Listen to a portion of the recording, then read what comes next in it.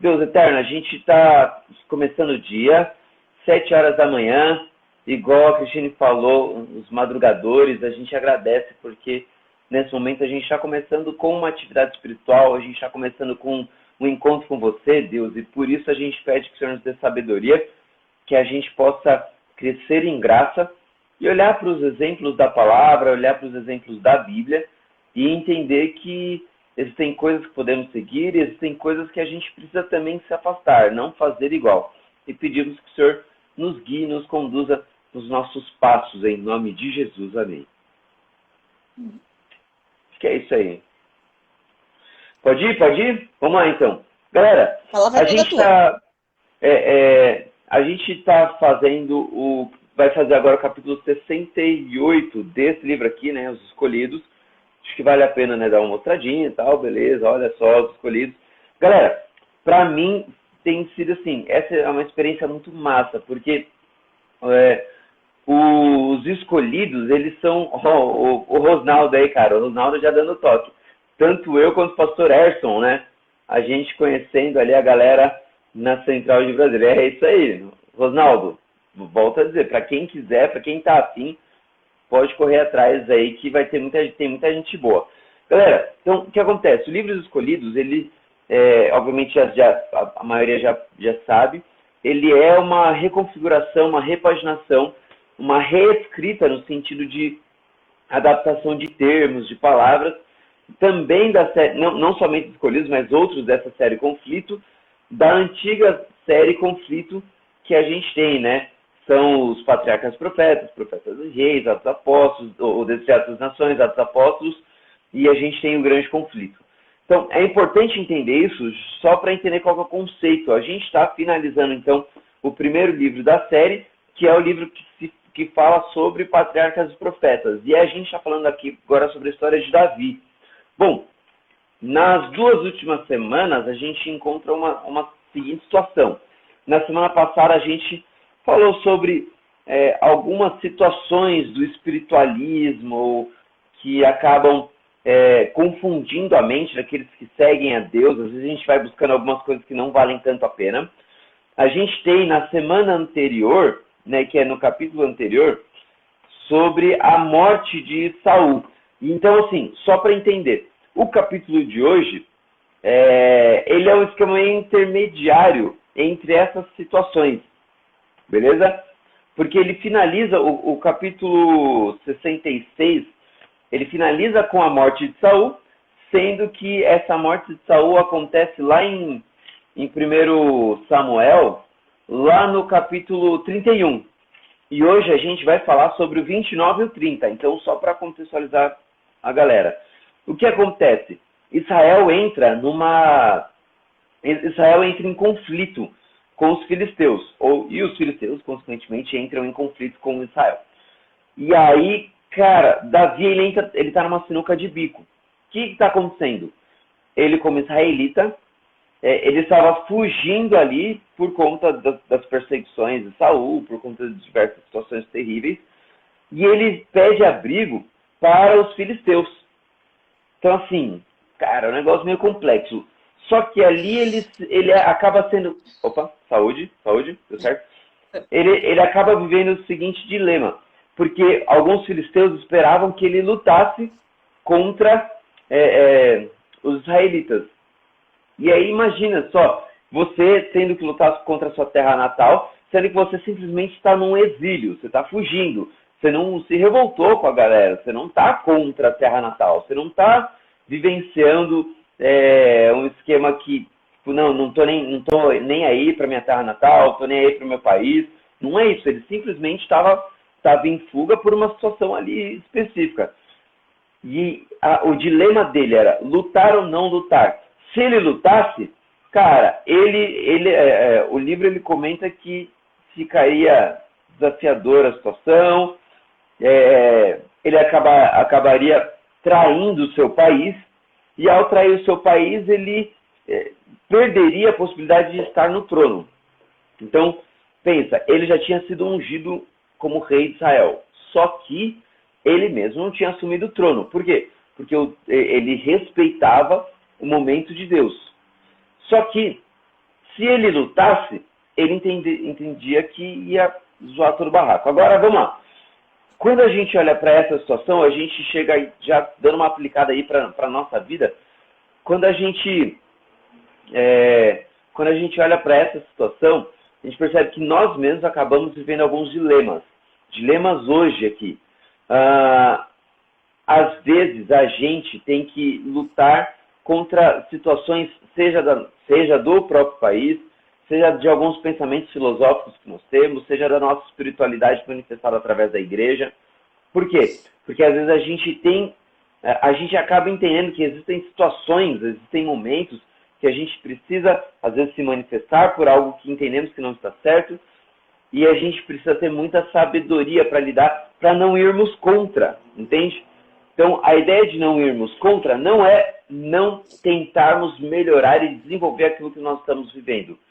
Mas, ao tentarmos melhorar, ao tentarmos desenvolver, seja nosso ambiente religioso, né, nossa comunidade local, porque, sei lá, existem aspectos a serem melhorados, às vezes a gente precisa cuidar com as palavras, a gente precisa cuidar com a maneira de ser abordado. Então, tudo isso demanda a seguinte situação, demanda oração e relacionamento com Deus. Agora, Eu acho interessante até que foi Davi mesmo que se colocou nessa situação. Sim, Porque às exato. vezes as nossas escolhas levam a gente para umas coisas e às vezes a gente fica, por que Deus me coloque aqui? Mas Deus nunca levou ele para os filisteus, foi ele mesmo que se colocou lá. Sim. Cara, bem pontuado, né? Tipo, as decisões. E partindo desse ponto que você trouxe, Cristine, é o seguinte, a gente vai vendo que ele mesmo, nas suas decisões, foi se desviando. Perceba, pedir abrigo não é errado. Fugir para exílio não é errado. Mas a situação que ele estava vivendo foi fazendo com que ele fosse se afastando de Deus, e assim vai. E aí, a ponto de ter o seguinte trecho, lá na página 428. Mesmo tendo se desviado do caminho, da completa integridade e se desapegado do poder divino, ainda era propósito do seu coração ser fiel a Deus. Percebe que ele estava vivendo um momento intermediário. Não é nem e a gente às vezes lida com as coisas de maneira assim, é 880. Ou eu sou fiel ou eu não sou. Ele tinha se desviado, você percebe, ele tinha se desviado da sua integridade. Ele tinha se desviado das suas decisões, ele tinha se desviado daquilo que era propósito, assim, primário no seu coração. Ele deixou de conseguir fazer os grandes atos. No sentido de, ele deixou de fazer, de realizar as coisas.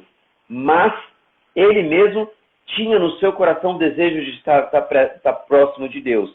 Então, assim, os anjos de Deus, por conta de Deus saber disso daí, Deus perceber isso daí, a gente vai percebendo que os anjos de Deus vão realizando um milagre ali. Que milagre é esse?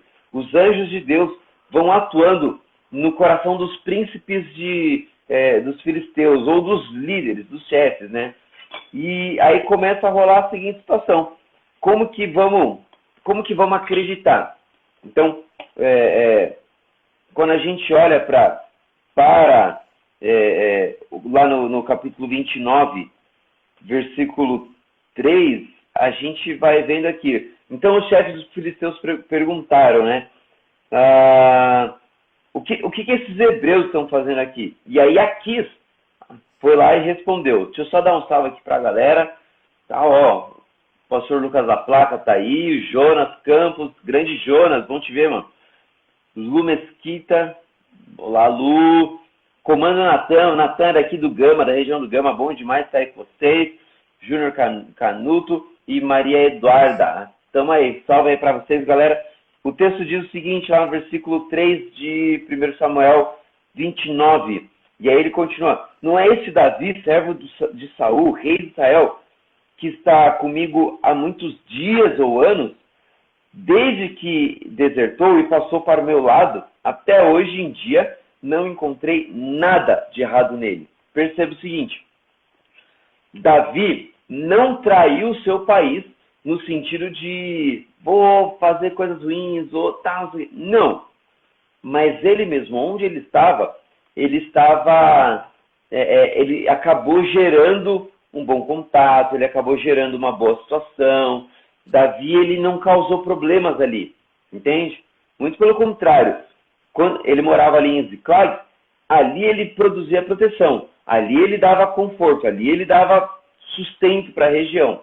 Só que aqueles príncipes ou aqueles chefes acabaram enxergando algumas coisas que não sei se era muito bom, olha, não sei se confio também. Por quê? Porque o passado de Davi estava batendo ali nele. Como assim? O passado de Davi estava chegando, o passado de Davi estava falando. Lembra aquela musiquinha que as mulheres cantavam? Você lembra ali, Cristine? Quando ele matou Golias e aí tinha também as outras grandes vitórias, né? A musiquinha assim, a gente não tem a melodia, né? Mas assim, Saul feriu milhares, Davi feriu 10 milhares, né? E aí, imagina só, cantando, né? Essa música e tal. Essa musiquinha foi o que fez muitos dos líderes ali da época, muitos dos príncipes dos filisteus, repensarem a situação. Por quê? Porque mesmo que ele não ficasse vivendo das vitórias passadas, a gente sabe, a gente percebe que naquela hora Davi estava sendo relembrado daqueles atos. E eles não confiavam em Davi por conta disso. Se Davi viveu isso, se Saul feriu milhares e Davi 10 milhares, a gente está lutando contra Saul, a gente vai lutar contra Saul e a gente está com Davi aqui do lado. Imagina o que ele pode fazer com a gente. Então, a gente não quer Davi aqui. A gente não quer. Não vamos colocar que eles mesmos, né, não queriam colocar Davi para lutar contra o seu povo porque não acreditavam que Davi lutaria. Lembra que você falou assim, ele se colocou nesse dilema? Então, o grande dilema foi resolvido por Deus. Porque o livro fala que os anjos de Deus tocaram o coração dos príncipes para que eles não permitissem que Davi lutasse contra o seu povo. Então, às vezes a gente se coloca alguns dilemas, e se a gente permite, não estou falando que a gente deixa tudo para Deus, mas se a gente permite que Deus atue, ele mesmo vai resolver várias coisas, várias situações que a gente às vezes acaba ficando chateado e tal. Bom, vamos lá.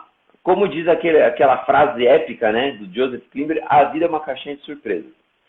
Então, quando ele vaza dali, ele vai para Ziclag, e quando chega, acontece algo terrível. A gente vai percebendo que Davi, ele havia feito algumas coisas, e isso gerado algumas raivas, algumas iras em alguns povos. Os amalequitas, que tinham já lutado contra Davi, já tinham sido derrotados em batalhas, os amalequitas perceberam que Ziclag estava desprotegida. O que eles fazem? Cara, essa é a hora, vamos lá, vamos chegar. Eles chegam, eles vão, e aí eles roubam, eles saqueiam, eles derrubam, eles matam, eles queimam. Quando Davi chega, cara, eles percebem que a cidade está vazia, está um negócio terrível. Por quê? Porque as mulheres, os homens tinham ido para a guerra, as mulheres tinham ficado e as crianças tinham sido levadas como prisioneiras. E pior ainda, né? O texto fala que tinham sido levadas também como objetos. Então a gente sabe o que acontece em situações de guerra que são terríveis. E é importante a gente entender isso. Quem assistiu Vikings, Game of Thrones, sabe mais ou menos como é que funciona. Tem bem essa noção ali, exato. As situações de guerra elas são terríveis, porque a gente percebe que nós hoje, ainda que não vivamos especificamente isso, a gente sabe que existem diversos países, diversas nações, etnias que estão em guerra. Então, assim, pelo fato de estarem em guerra, a gente precisa sim orar por essas regiões para que, ao máximo, essas guerras sejam desfeitas, para que de alguma forma seja diminuído. Mas hoje a gente vive um outro tipo de guerra, uma guerra espiritual, né? Então, a gente vai percebendo que nessas guerras espirituais vão rolando algumas coisas.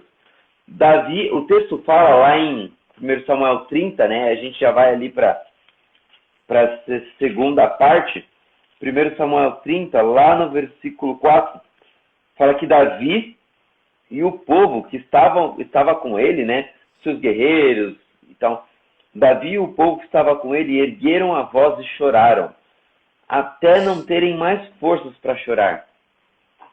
Cristine, cara, tem momentos que são desafiadores. E, portanto, quando a gente olha para a situação que estava rolando, a gente vai percebendo que eles não aguentavam mais. Eles chegaram a um nível tão grande de dor, que eles mesmos já não aguentavam, não tinham forças para continuar. Então, a gente vai percebendo que, nesse momento, Davi ele vai tomando uma decisão. Então, para quem estiver assistindo aí, só um salve novamente aí para Giza. Giza, saudade de você, saudade de ouvir sua voz, viu, Giza? Um salve para Paola. Paola, bom te ver também.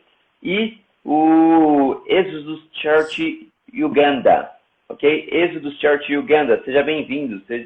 Muito bom estar com você aí.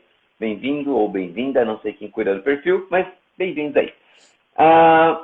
A gente olha o seguinte, às vezes você e eu passamos por momentos realmente, cara, muito desafiadores e a gente não tem mais forças. Primeiramente, a gente precisa entender que para situações emocionais, e você, mais do que ninguém, né, dessa nossa conversa, entende isso, eu tenho certeza que você convida essas pessoas que estão passando por momentos desafiadores a receberem ajuda.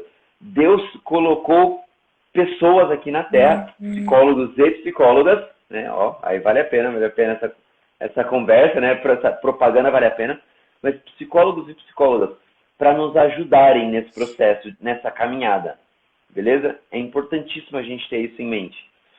Só que a maior força sempre vai ser buscar força e auxílio em Deus. Porque esse Deus estabelece esse grupo de pessoas para nos ajudar, mas o texto fala o seguinte, naquele momento extremo de desespero, página 430, naquele momento extremo de desespero, Davi buscou a ajuda de Deus com profunda sinceridade. E ele se fortaleceu no Senhor, ao se lembrar das muitas provas do cuidado de Deus. E quando a gente olha, né, tem aquela boa e velha frase também de Ellen White, lá, se não me engano, no livro Educação, que fala assim, nada temos a temer com relação ao futuro ou quanto ao futuro, a menos que nos esqueçamos, né, da maneira com que Deus nos conduziu no passado, ou conduziu o seu povo no passado. É importante entender isso. A gente, muitas vezes, deixa de confiar no poder de Deus, porque a gente deixa de olhar para as obras que Ele faz ou que Ele fez. Às vezes, a gente acaba esquecendo que Deus é extraordinário, e tão extraordinário, que Ele quer apresentar a sua ajuda em todos os grandes momentos.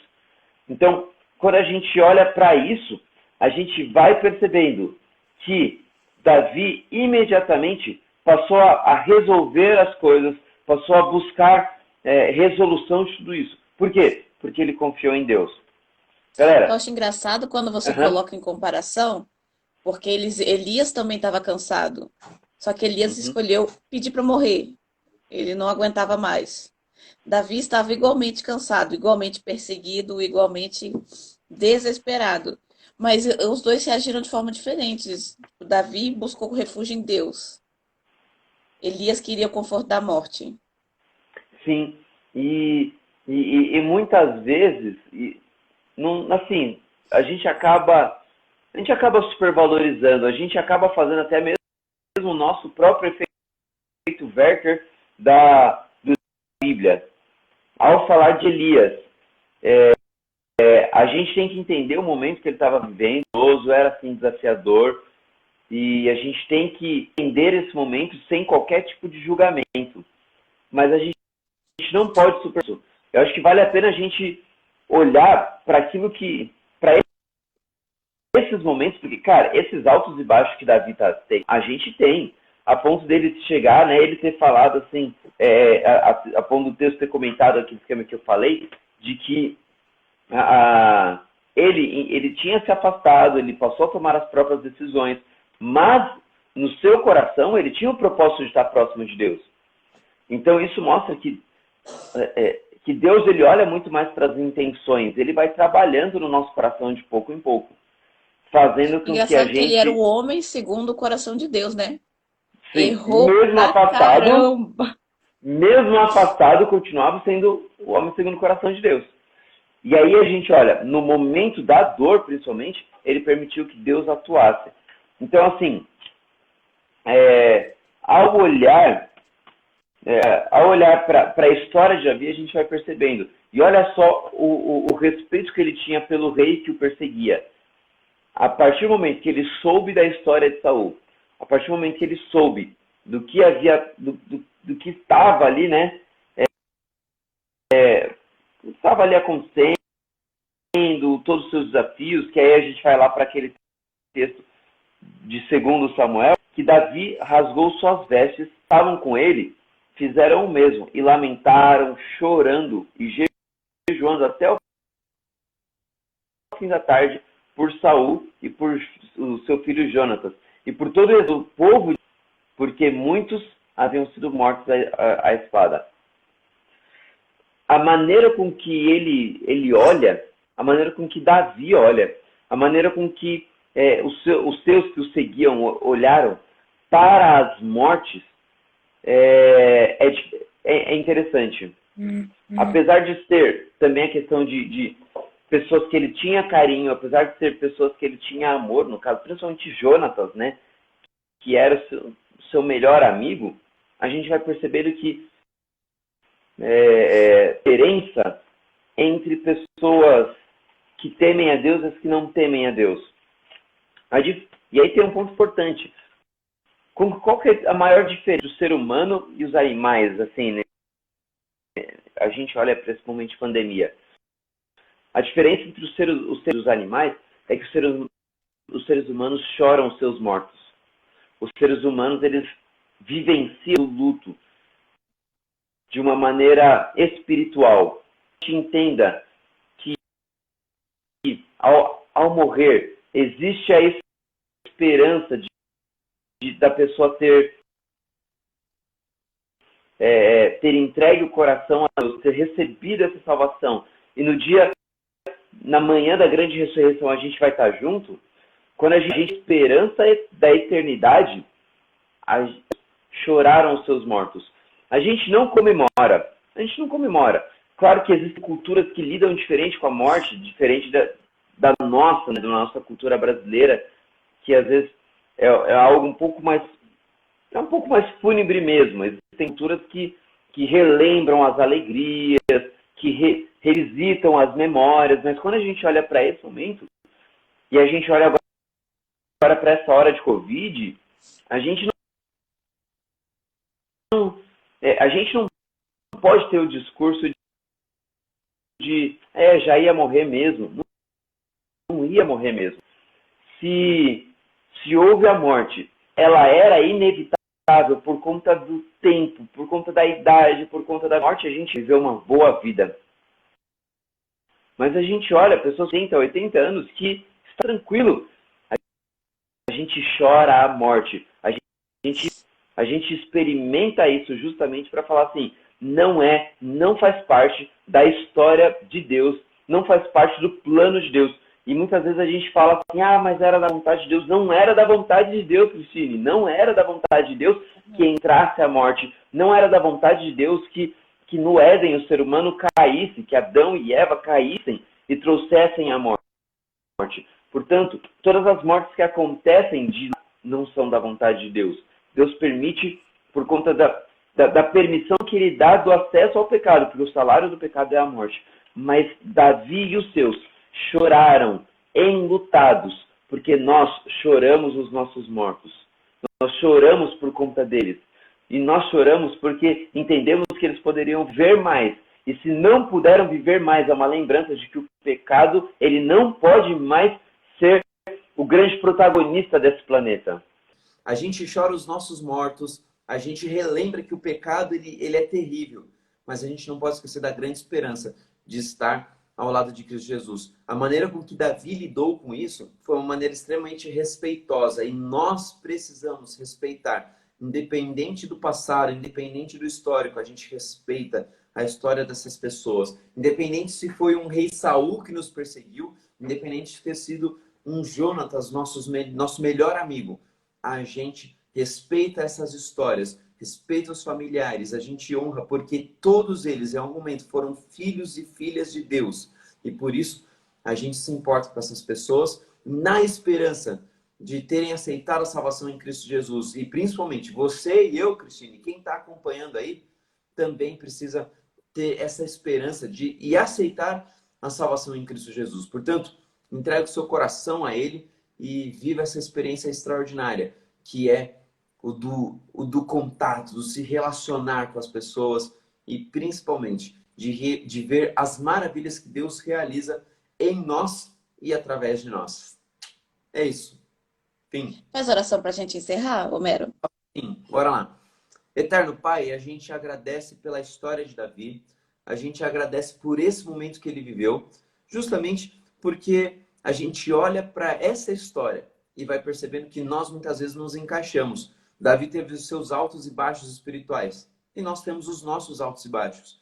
Nós pedimos que o Senhor venha estender a sua mão quando estivermos nos nossos momentos baixos.